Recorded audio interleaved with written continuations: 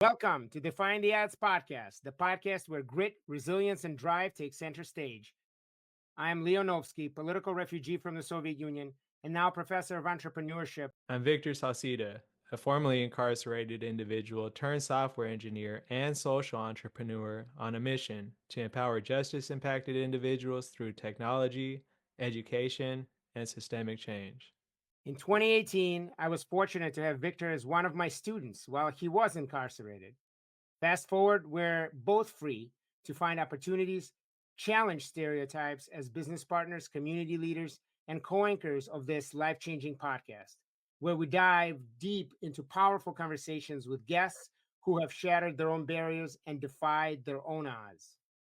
On each episode, we're here to bring you not just stories, but strategies, real tools to help you take on challenges in life, business, and beyond. So tune in, be inspired, and get ready to defy your own odds. This is Defying the Odds podcast, where no challenge is too great to conquer. Let's go.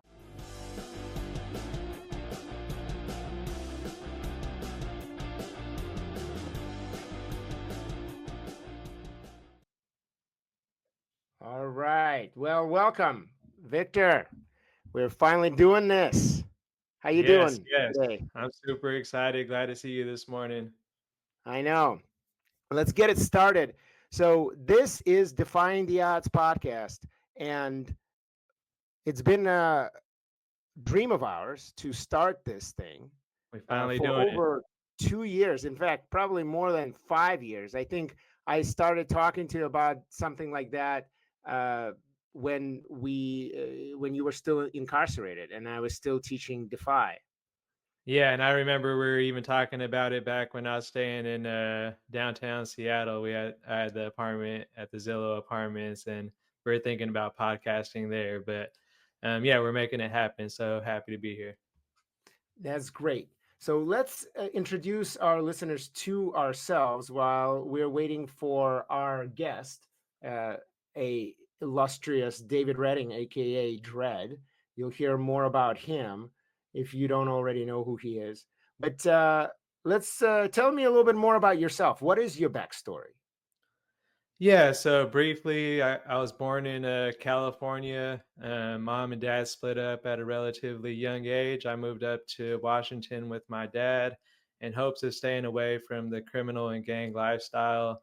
Unfortunately, I found myself in it in Washington State, and yeah, eventually found myself for the second time looking at a prison sentence, but this time was going to be for 35 years at 21 years of age. And for me, that was a lot to kind of just wrap my mind around at the time, for anyone for that matter. But I ended up getting it dropped down to 10 years for a plea bargain. But even 10 years at 21 was still a long time. So I knew something had to change. I knew I had to make something of my life. And I took full advantage of the opportunities that were presented to me in the prison system. And that's where I was able to meet Leonovsky, who essentially shifted the trajectory of my life.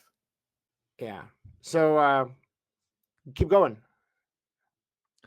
Yeah, so I met Leo through the Defy Ventures program during my last, I think year. Came at a really good time.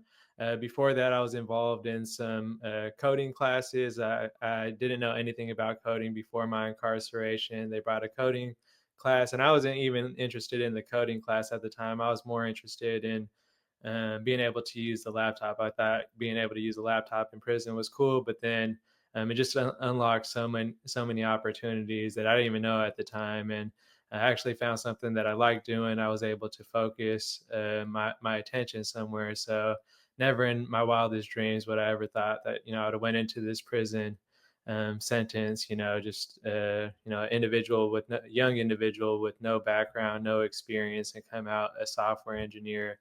Through all of that experience, I was, affiliated with gangs and had to navigate, that battle through the prison sentence. And it wasn't an easy road, but I did make it out, and I did make the best of it. And, here I sit today being able to have these lovely conversations. So, yeah, my advice to you all is just, life is what you make of it. I went through, plenty of my own challenges. I've defied plenty of odds, and sit here to be able to tell you today. So looking forward to the conversations and stories that we get to hear from our guests. And as you continue to get to know us, we really hope that you enjoy the content and what we're able to provide to our listeners.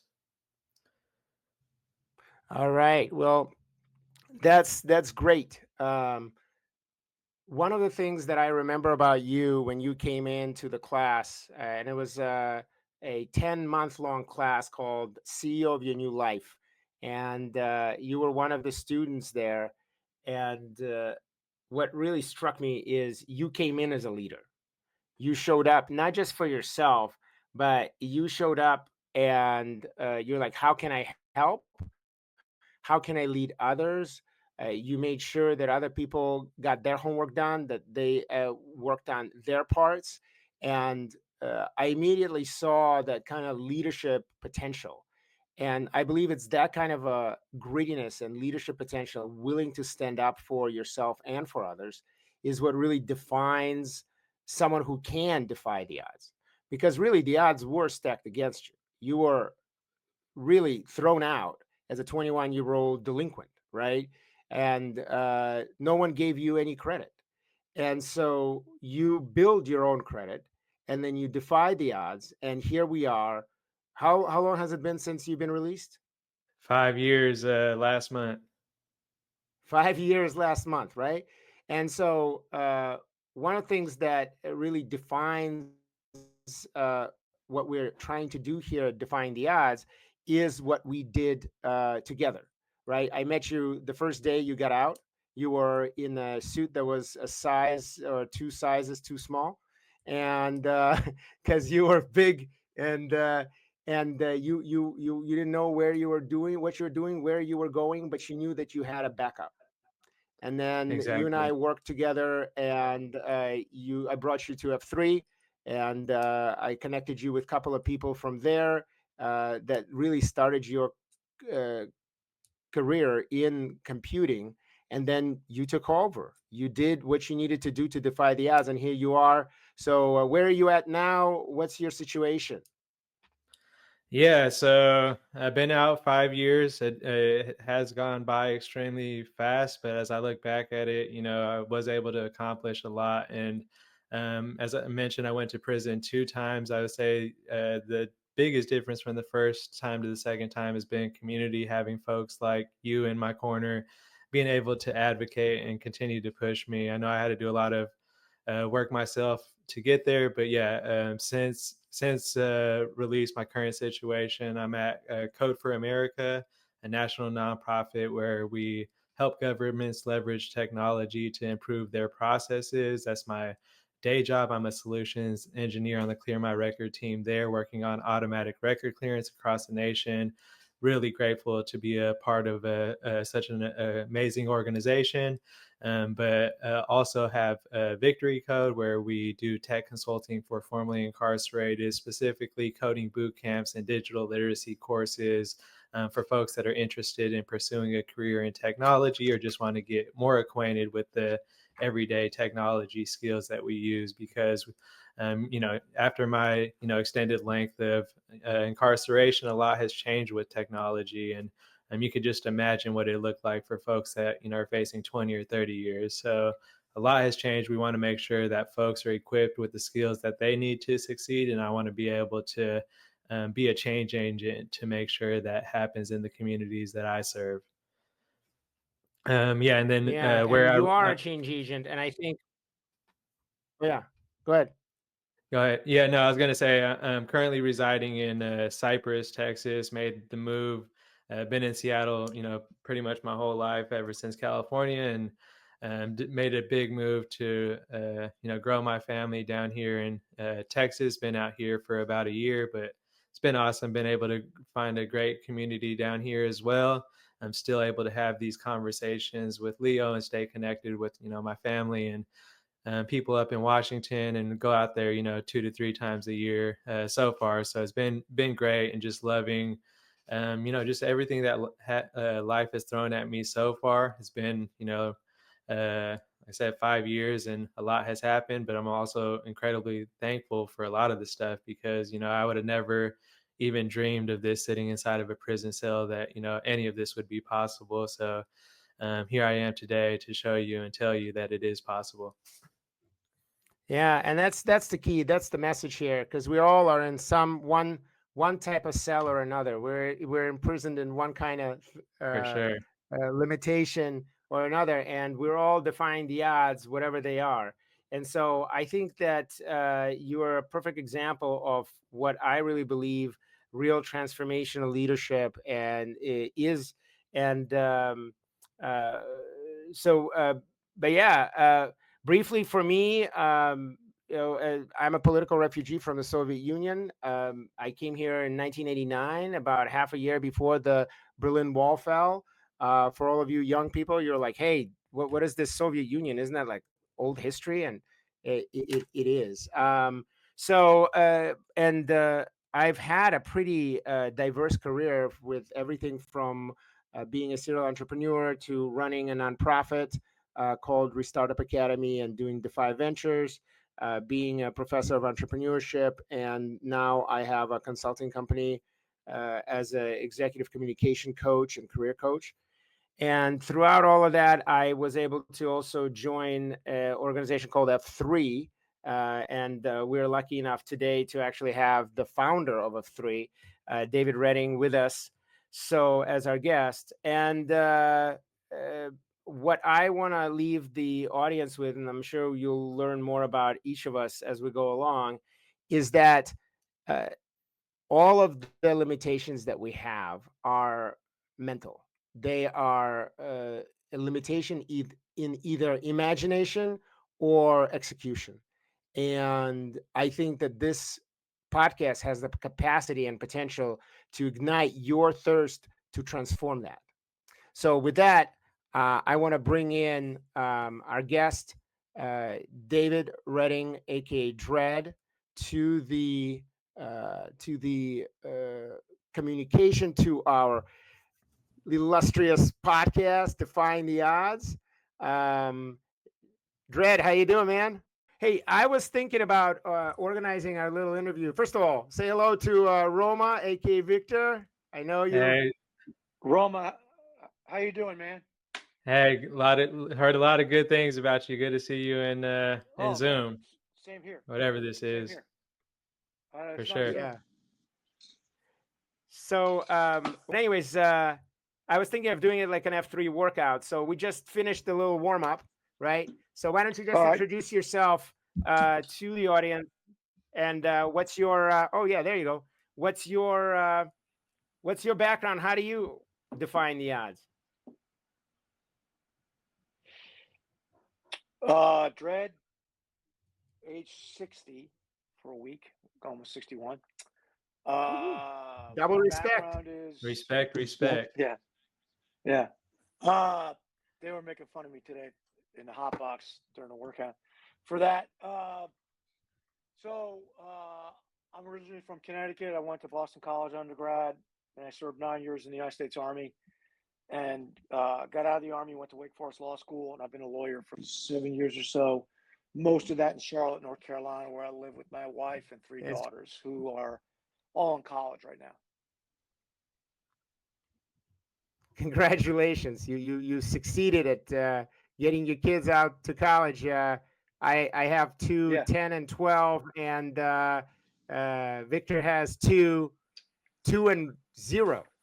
Right, Victor? Yeah, Yeah. 2 and 3 months. Good.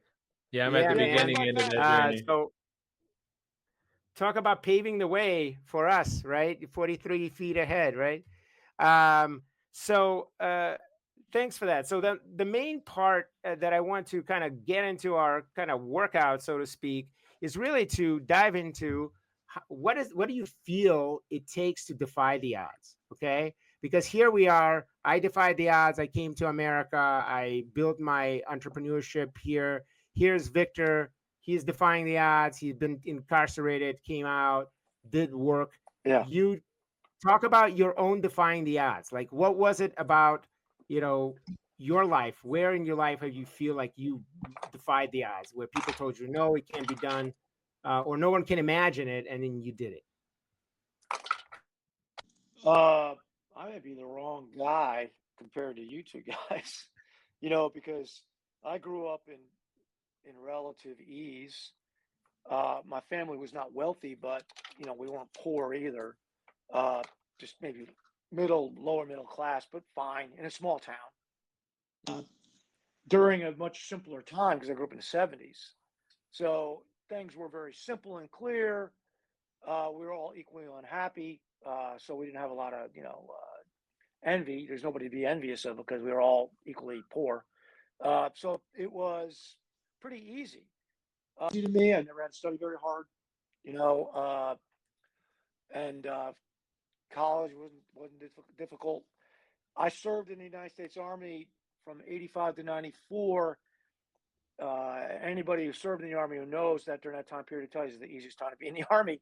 I Desert Storm, which is like to be a combat veteran from that war is to I don't even know what a good metaphor would that be. It'd be like, I guess it'd be like being a prisoner, but serving your time like in like a farm camp somewhere in Italy, like grapes. It's like, yes, I can't leave, but I spend my day making wine and basically hanging out. So I had it pretty easy compared to you guys. And law school wasn't that hard. And I'm kind of a naturally, I guess, confrontational person. It's not that difficult for me. So none of those things, I would say, are in defiance of the odds. Now, if you mean, have I done something that most people would have said can't be done or you shouldn't do it, those kind of odds. I guess the thing, Yep. F3 would be the biggest thing.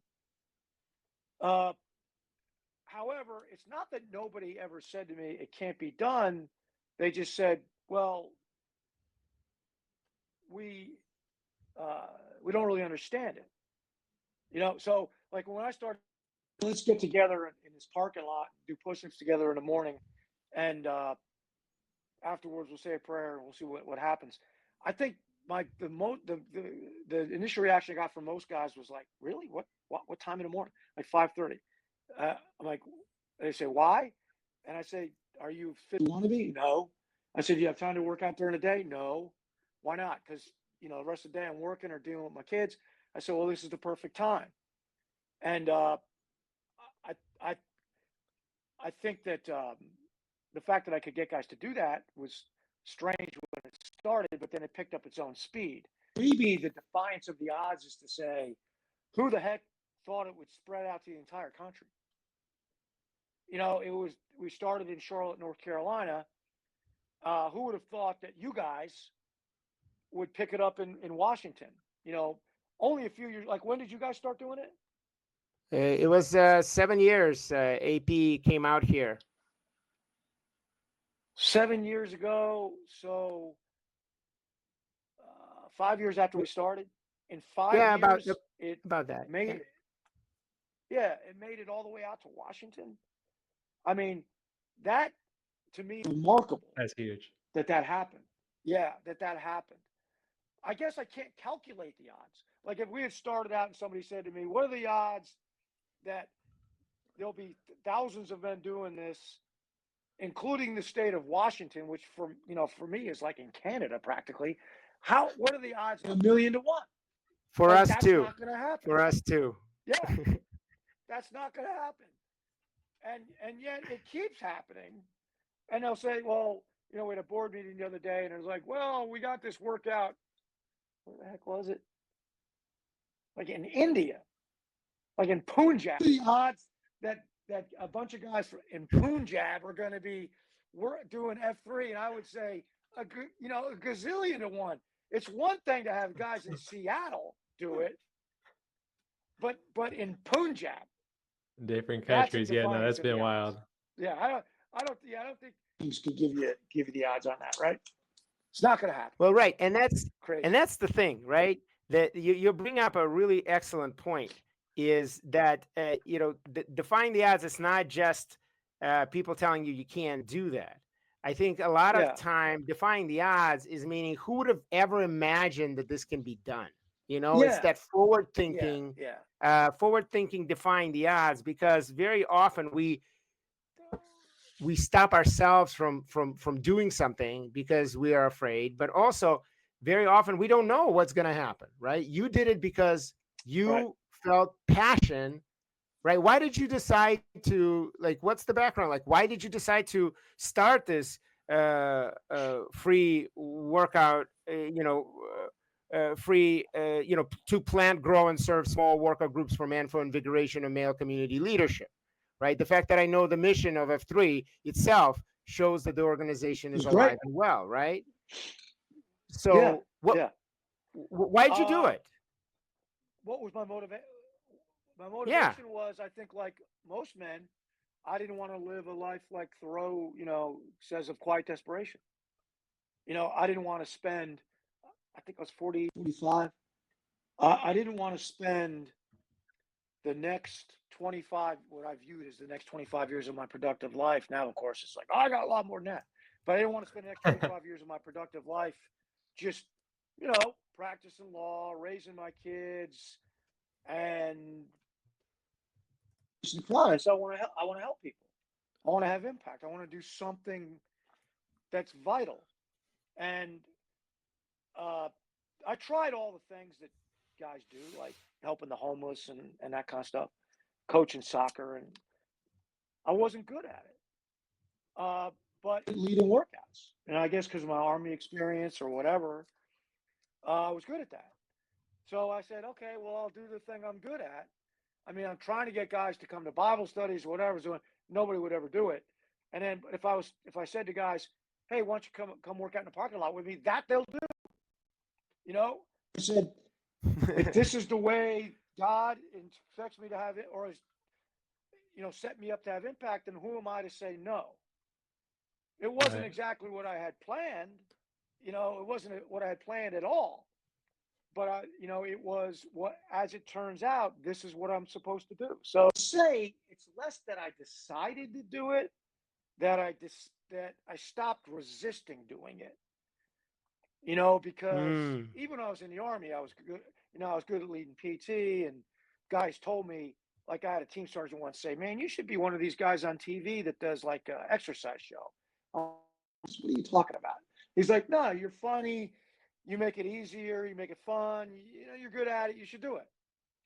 Uh, and so sometimes you should listen to people who pay you compliments who will get nothing out of it. Like, there's no point. They don't get anything out of giving you a compliment because sometimes Yep. they're identifying something as a true gift. So I have that gift, and I guess I stopped resisting using it. I said, okay, I'll do it, and that had really almost immediate effect. I mean, we went from 100 guys to 10 towns. It happened so fast that uh, it couldn't have really been, just obviously it was not me. It was something much bigger than that was going on. The very fact that AP, who started here in Charlotte, goes to Seattle for business purposes and says, well, I care about this enough that I'm going to want to do it here too, because it can't be easy to go to a whole new place and start from scratch. And I know several guys who've done that. Like Madonna did it. He's like, I'm going to San Antonio. I want to start F3. I was like, wow, that's kind of, and he did it. And he did it. Several guys have done that. So that to me is evidence that there's something bigger at work here. And it's not so much that I had to lead the way, but get myself out of the way. Because I could either Yeah. be useful, Don't just lead. Get out of your own way. get out of your own way, right? I like that. Exactly. Roma, what do you think? What's your take on it? Yeah, no, I would say like, what was the vision? You know, did you already have that vision going in, or did you all like have, you know, months of workouts or years of workouts till you guys were like, okay, we got to scale this out to different parts. You know, we want to see this in, you know, other parts of the city or country. What was that vision like back then? And did you have to shift that vision, you know, during the times, or did it kind of just play itself out? Man, I would love to tell this great story of how OBT and I, the original co-founders, whiteboarded this thing up, and but the truth is, uh, we're always just 45, 43 feet ahead. In other words, I forget what we stole this idea, because every idea we had, we said we're building a road 43 feet in front of the guys driving on it. And we never knew where we were going or what we were doing. So, for instance, we would say, when we started, we said, let's just start on 1/1/11, January 1st, 2011. And, saying, brand new workout, come to this, AG Middle School in Charlotte. Didn't really give them too many details, threw in some kind of funny stuff, and thought we'd get 5 guys, 8 guys, whatever. We got 30.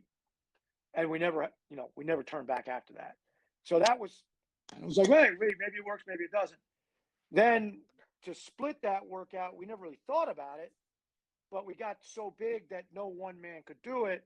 So we split into thirds, and to help guys lead the other 2, the new ones, we started. That's how the leadership part started, actually. It wasn't because we started, it wasn't called F3 when we started. I mean, when we had no name, we had no mission.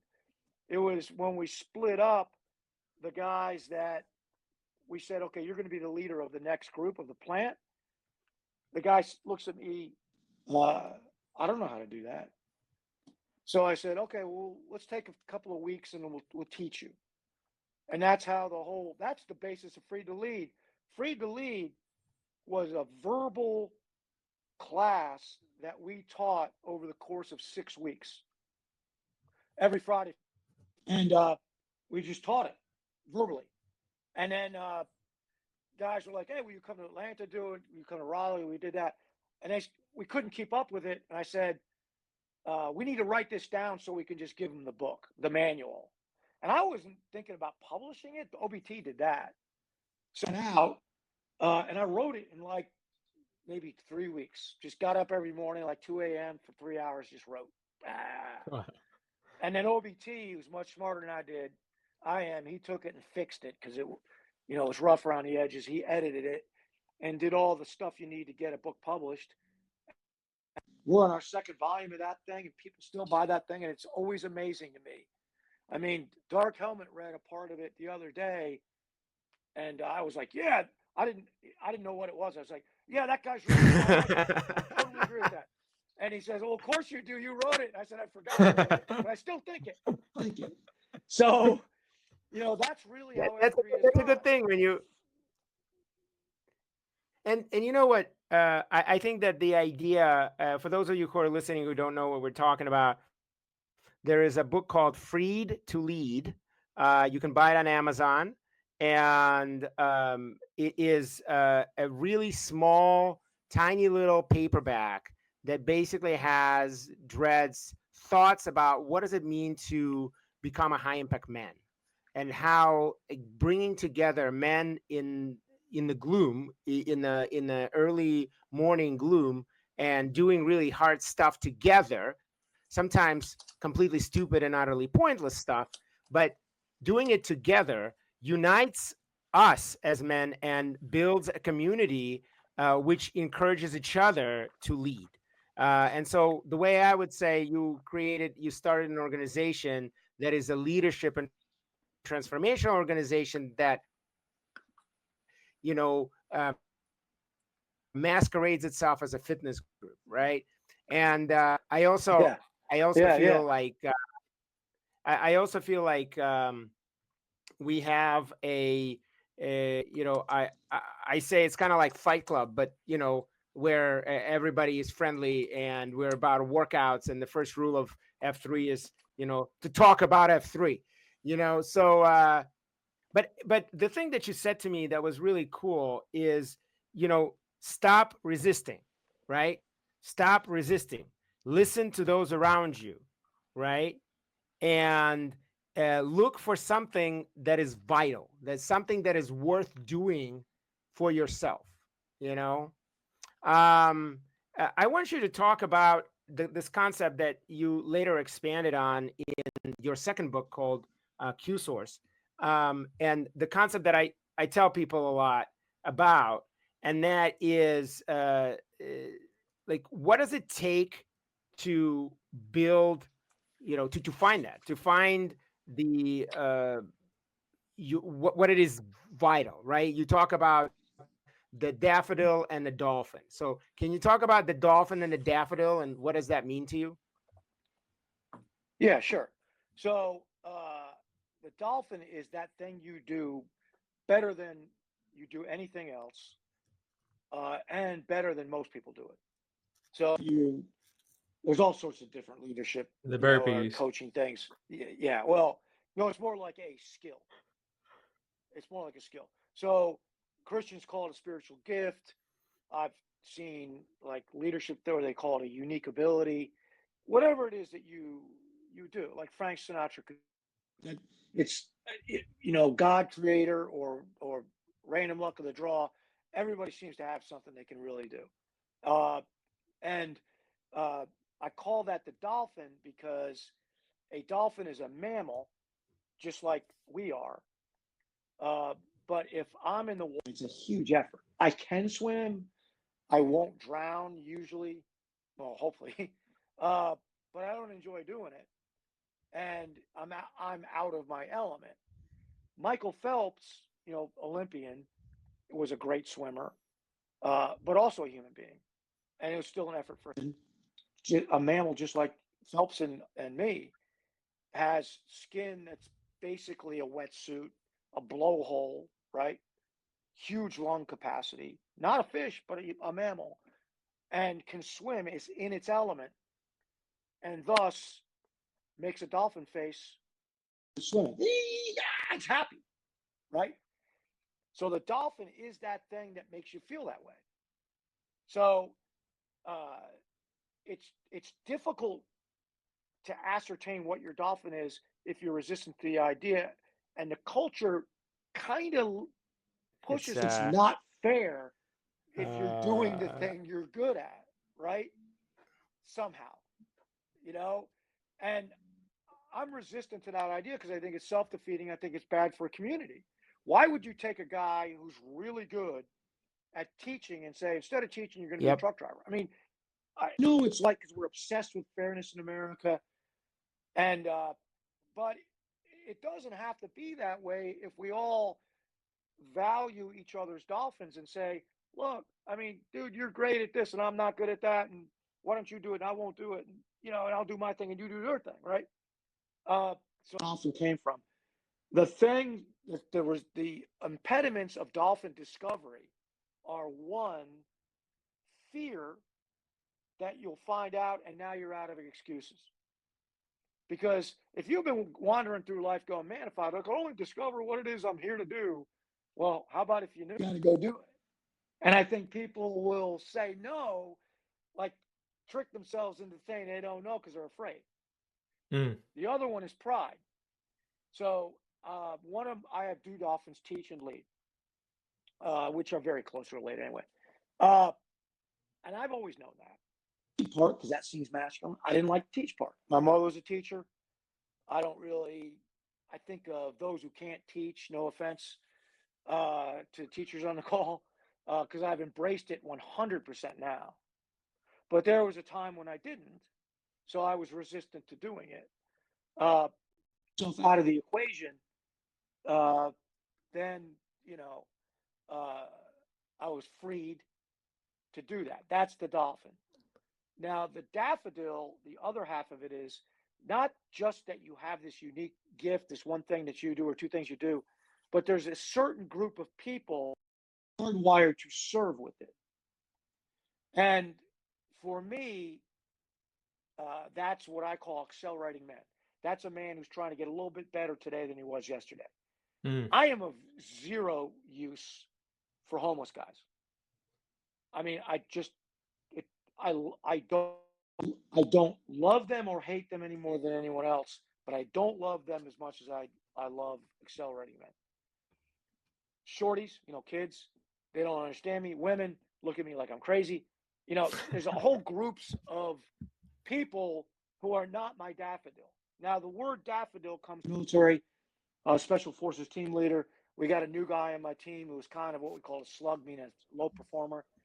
He'd been rolled around in different teams, and people would put up with him for a while, but he wasn't good. I got it in my head when he showed up on my team that I was going to try something different because I've been reading Dale Carnegie. And I happened to be in this chapter that said, if you want to influence a guy, the best way to do it, or one of the things you can do, is to show a sincere and open curiosity and appreciation for what he does, like to care about it. So he's kind of resentful and bitter. He just got kicked off another team. He knows he's not going to be on my team very long because he never sticks anywhere. The other guys on my team, I'm the officer, so I can't do. But the other guys on my team are already, mistreating him.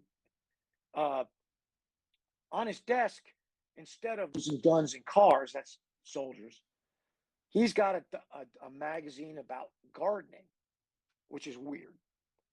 So I look at that thing and I'm trying to do the Dale Carnegie thing, and I'm like I'm sitting there reading the manual, and I say, "Hey, Sergeant, are you interested in gardening?" He looks at me suspiciously and he says, "Why do you ask, sir?" And I'm like, "Well, because I see this magazine about gardening on your desk." And he goes, "Yeah, well, as a matter of fact, I am. I'm into flowers."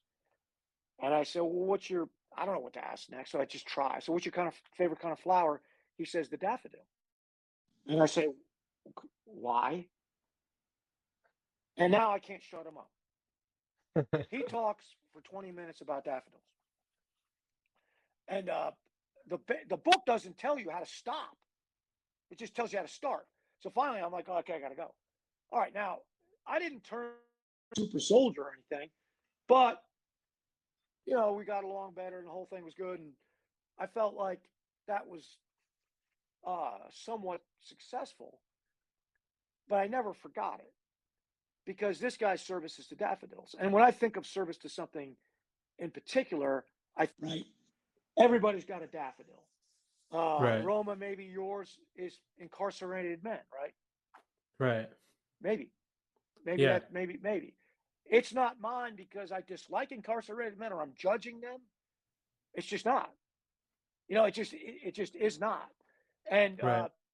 find that if you cross your dolphin and your daffodil, and we call this the D2X, dolphin daffodil cross, and you focus your energy and time on that, boom, that's where the big impact is.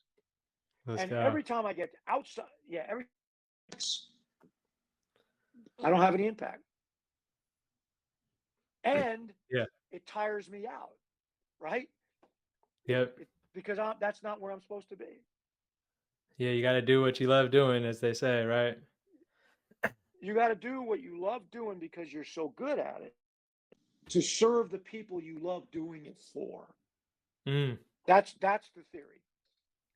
I like that. So my personal mission statement is to teach and lead accelerating men in order to invigorate male community leadership. So any opportunity I have to accelerate men, I'm going to take that opportunity. Now, if you ask me, "Hey, do you want to lead a Bible study for, these women in your church?" I'm going to say, "Honored, but no thank you." And if they say, "Why not?" I'll say, "That's not my daffodil. Okay. Those aren't my people." And that, feedback that's a little negative on that, but you just have to. I'll tell them, "Trust me, brother, you're not gonna like the result. I know from experience. I know where I have impact and where I don't." Now, Right. the exception to this whole theory is what I call a diaper changer, which is change the diaper. You don't say no because that's not my D2X. That's nobody's D2X, but it's something everybody has to do. So Right. if there's a diaper changer task, you don't push back on that. You do it because that's what we do as men. We're Right. it's nobody's D2X to go get the car in the rain and pick up. Do that because you're a man, right? That's a diaper changer. Okay. Yeah, I like Make those sense? analogies. It makes it easy Yeah. it makes it easy to understand for sure. And it also governs you. It provides you with guardrails to what you're going to do and also guidance to it. So, you say, where's my opportunity to teach and lead accelerating men, right?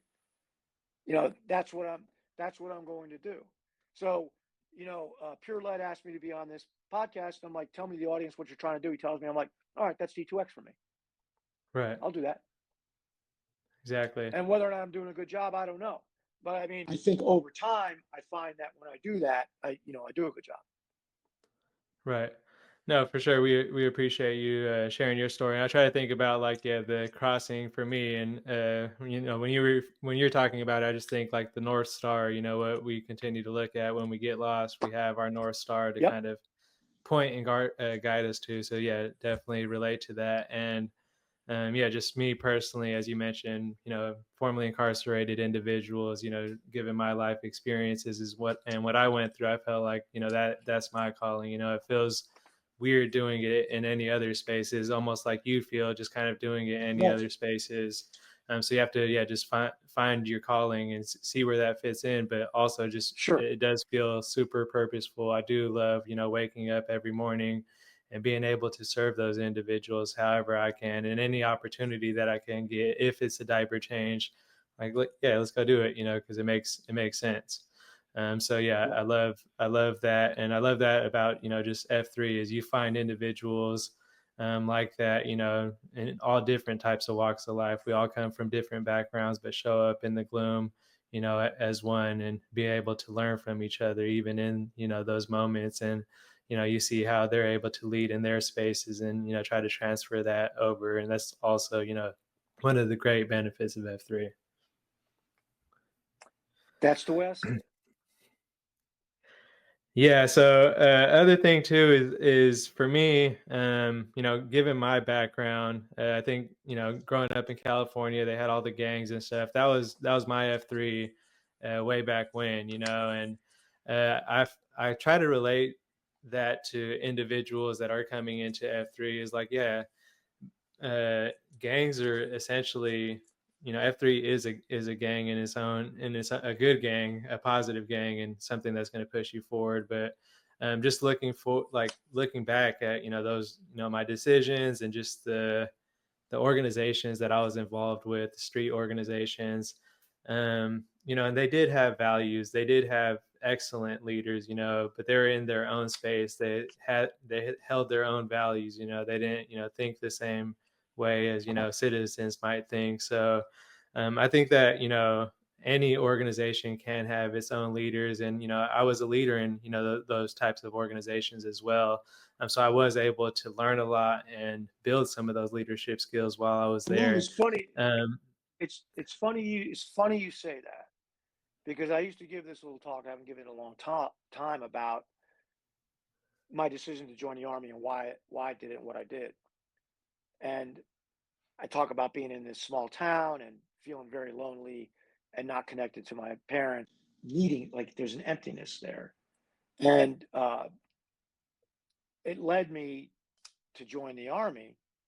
And some of the things you get out of that are you're around other men, you have a distinctive uniform, you carry a gun, you do dangerous things. When you have older men look at you and say, in a way, not these words, but I love you. Like, you're part of this, and give you that affirmation.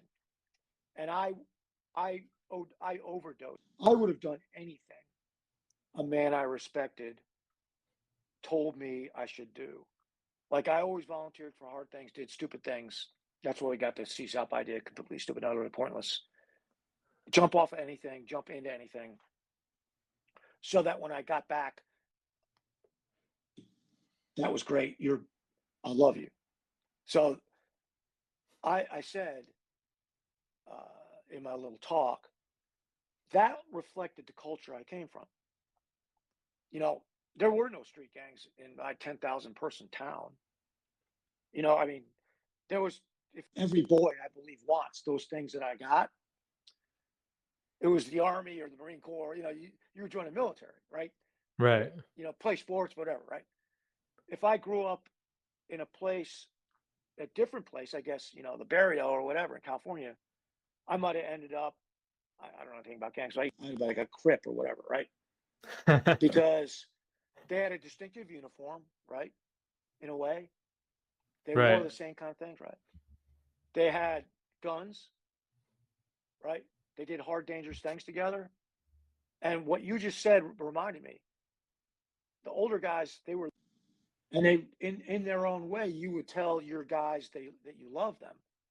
You got you gave and got affirmation from it. Exactly. There's not a heck of a lot of difference between what a gang would do, a criminal enterprise would do, comprised of men, and an army does. Both use violence to obtain ends. But the army, of course, is sanctioned by the state, whereas a street gang is not sanctioned by the state. And when I left the army, it was hard. And I was in a wasteland for it. Like I was drifting. Like I need men. That was part of my motivation for F3 is to find myself around some other men to recreate that sense of manly camaraderie that I got out of the military.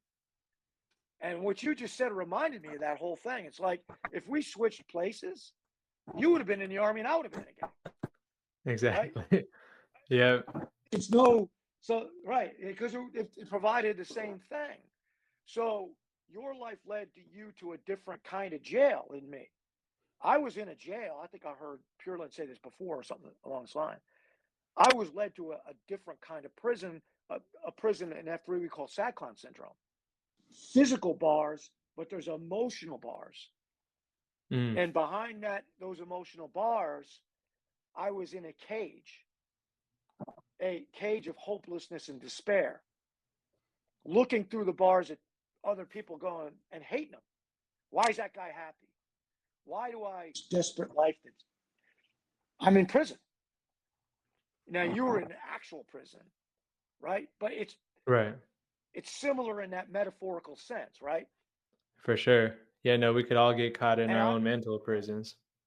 Right. And once you got out of prison and figured out how to stay, you're motivated to go back to find other guys behind the bars, go, man, I'm going to help you.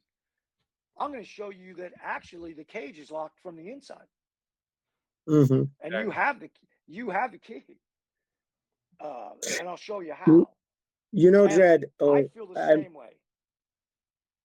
I'm back. I'm back. I had some technical difficulties. Hopefully, we defied the odds, and all of this is recorded.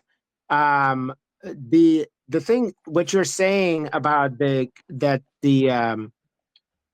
prison cell is locked from the inside.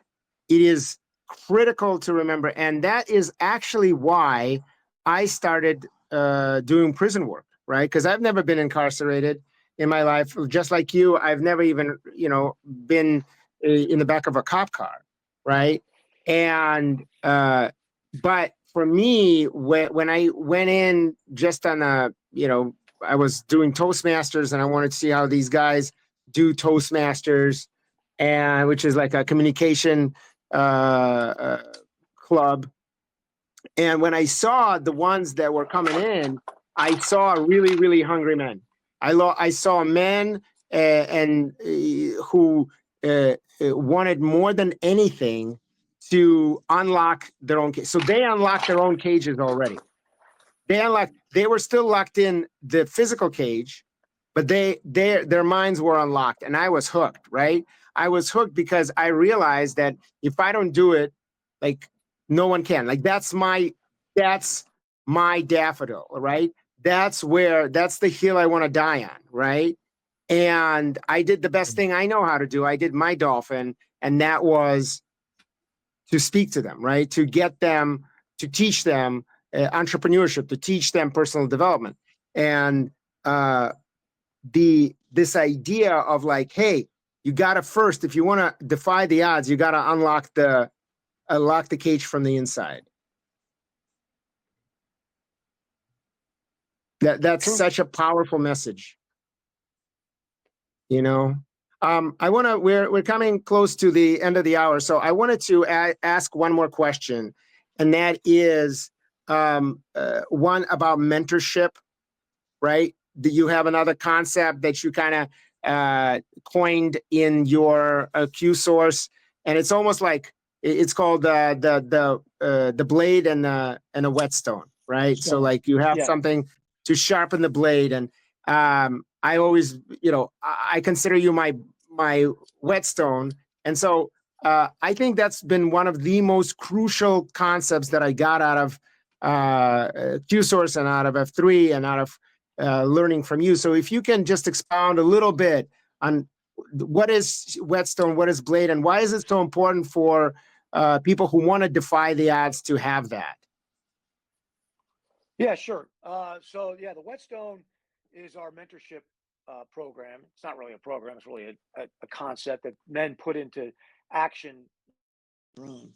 And it's different than mentoring in a way, because mentoring, you'll find mentorship programs in most corporations. Most institutions will say they have them, and at the very most, they'll say, "Old guy, young guy, sit, drink coffee together, and do that mentoring thing," which is I don't find, because mentoring, while I believe it is something that's ingrained in all men to desire to do so, to mentor and to be mentored, the skill of it is real. Like being able to do it well is real. So in F3, we try to define it a little more. And the reason we adopted the whetstone, the vision of it. So the whetstone is a block of stone that you use to sharpen a knife, right? Whet is not W-E-T, it's W-H-E-T, like whet your appetite. So you're trying to help a younger man become motivated to learn more, to grow more, like to sharpen himself. So you're helping him with that. So that's why we redefine terms, because mentorship can really turn into what we call a pizza party, which means you just sit around talking. There's nothing wrong with pizza. It's just distinct from the whetstone. If the whetstone should be three things, it should be proximate, purposeful, and productive, right? So instead of just being hanging out together, which is proximate, it's also purposeful. There's an end state in mind, which for the blade is to become sharper, a better aspects as he needs it. And productive means as a result of that, he does more. He does more in his life. He's a better father, a better husband, better boss, better subordinate, all these things that a man has to do in his life. Being a man is not an easy thing to do it right. To feel like at the end of the day, yeah, I lived the life of a man in full, as Thomas Wolfe would put it, right? I lived a full life today. I did those things that a man is supposed to do, which in my mind is love and protect your family, be an asset to your community, and fight to hold the middle of your nation. That's my masculine mission, to discharge those duties. There's days when I'm like, I don't feel like dealing with my wife's, anxiety. I don't feel like dealing with my children's needs and all that. I don't feel like being an asset to my community. I don't feel like screw it. Why don't I just take care of myself? Like those are days, we all have that, right? There's days where I don't want to fight the whole say, if you didn't vote for my guy, I hate you. And those days I want to do that. I know it's wrong to do that. I know it's right to do the other, but I need help to do that. I need to be sharpened and stay strong in that way. So that's the idea of the whetstone, is that by meeting periodically with an older man who is just a bit harder than you, the surface just needs to be a little harder for a season so that you can accelerate. I have had blades that at some point in time I say, brother, it's time for you I have to fire you or fire me. And they say, why? I say, because you're harder than me. I have nothing left to give you, And, that's really powerful. And one thing I'll never forget you told me is that in your opinion, for a high impact man to really reach their capacity, one of the things they must do, or two things they must do, is they must be a whetstone and must be a blade. Like you got to be both. Yeah. You got to be mentored by someone and mentor someone. and then you have like 12 blades, me being one of them, and then like it blows my mind because that's a lot of time that you put in monthly to meet up with everyone. So that's like at least 12 hours, a month, and you're like, yeah, but it makes me sharper. Yeah. Yeah. Yeah. So in So both directions. In both directions. yeah, So real quick on that, why it works is I am capable of doing all sorts of stupid stuff, and I have a long record in life of having done so.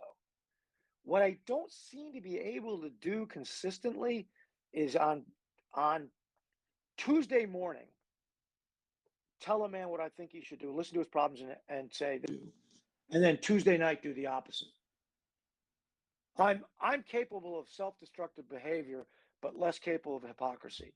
I don't really know why. It's just the way it is, right? I mean, so the fact that because I meet with most of my guys, almost all of them, first thing, and that kind of sets me up for the day. I walk out of there, and I don't find myself capable of violating the things I just told some guy.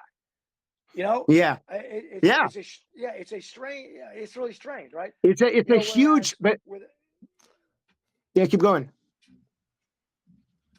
No, you said it's a huge something. No, it's a huge hack, man. It's a huge live hack. Yeah. Right? It's a huge live hack that we as humans are incapable, or it's incredibly difficult to be hypocritical in that way. There are plenty of men and women in the world who say one thing and do another, but it's very difficult to literally teach someone that day and then go do the other. Right. And so this idea, saying it, yeah, doing it. Yeah. Yeah. So like, and I think that this is, yeah, and teaching it is completely different, right? So if you teach it, it's one thing to say, yeah, we all should work out, right? But if you're like, hey man, you got to show up tomorrow morning at 5 a.m. like you promised in order to get going with your fitness, and then you wake up at 5 a.m. and you're like, I gotta go. Right? I gotta go. So I think one of the ways that takeaway here that we can kind of leave the conversation with is this idea that we are locked from the inside, that if we are imprisoned, the prison is locked from the inside all the time. And the first step we need to do in order to defy the odds, based on what you taught me, is to unlock our own freaking cell and keep unlocking it. Right. And then the second thing that I've got out of what you're saying is that it's vital. It's important to start doing what's important to you, like this whole daffodil and dolphin. Like pick something you're good at, and then pick a hill that you want to die on, like what you want to do it in. And then I think the third element here is don't do it yourself by yourself. You got to build a community, and you got to have mentors, and you got to mentor and mentors. And I really believe that, I'll speak for myself and I'll let Victor speak for him, but you've changed my life in more ways than I will ever know. But I've told you this before, that the coolest thing that you've ever done for me is the things that I've done for others through you, because of you. Like that I teach the stuff I learned from you. And there are thousands of students out there who know the daily red pill and who know the daffodil and the dolphin, and there are hundreds of incarcerated and formerly incarcerated individuals who carry those ideas that you shared with me forward, and who knows where they go, right? Just like F3. Victor, what about you?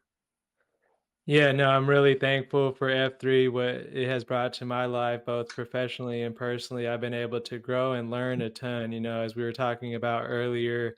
My F3 before was gangs. I was all involved in that lifestyle. I could have ended up, a completely different way, spending the rest of my life in prison. But I was, thankful by, my proud pop-up Leo Pierlet to bring me into F3. I've been hooked ever since. It's a leadership organization. I've been a leader my whole life, just need to apply it the right way. And F3 has given me that opportunity. So really thankful for what you created.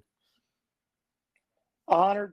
And I just want to make it clear, that it's a pass through.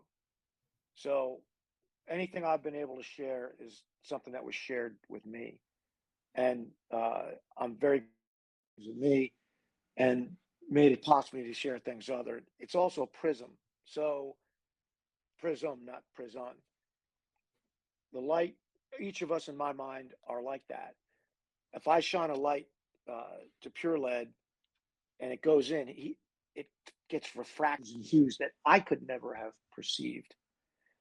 I never would have thought that someone would take F3 behind into an actual prison, and that's a refracted portion of the light that I can't see with my eyes. It's so powerful. There's been men, who poured light into me, who've said, "Man, what you did, I didn't see that." And I'm like, "Yeah, I feel the same way about guys too, right?" Like it didn't start with me, and it didn't stop with me unless I insist it to be so. That's Mm. Love that. that's what I get Okay. to do. And if you think about it, if we all look at it that way, if we are as pure a prism as we can possibly be, no fingerprints on it, just so the pure light comes in through us, then pure light's going to come out of us, but multiplied. And that should be a vision that we could all take to say, why are we here? And I don't care what your faith. That is a way to say, I am living out the best possible use I can on earth. You can say, I don't believe in God or anything like that, but I believe in leaving the world behind as a better place. Then you're going to do the same darn thing as doing it for God, right? It'll be the same thing to pass that light, that pure light on, to help other people see clearly, to see their way out of the darkness. That's so powerful, and I think the word refraction is really comes to mind. Is that you take the pure light and then it comes into all these colors, and I like this idea of purity, and like sometimes we're all prisms, but sometimes we're all marred by our own fingerprints and the fingerprints of life, and not much light comes through. And I think that the idea of cleaning yourself out inside and out, mentally, physically, spiritually, I think that's what it's about. And then the purpose is to pass it forward, right? Just like you advocate of leaving right, the world a better place, right? So, all right, let's, Dredd, thank you so much for coming. And you know what? As we say in F3, we'll see you in the gloom. All right. Thanks, brother. Adios, amigos. Thank you.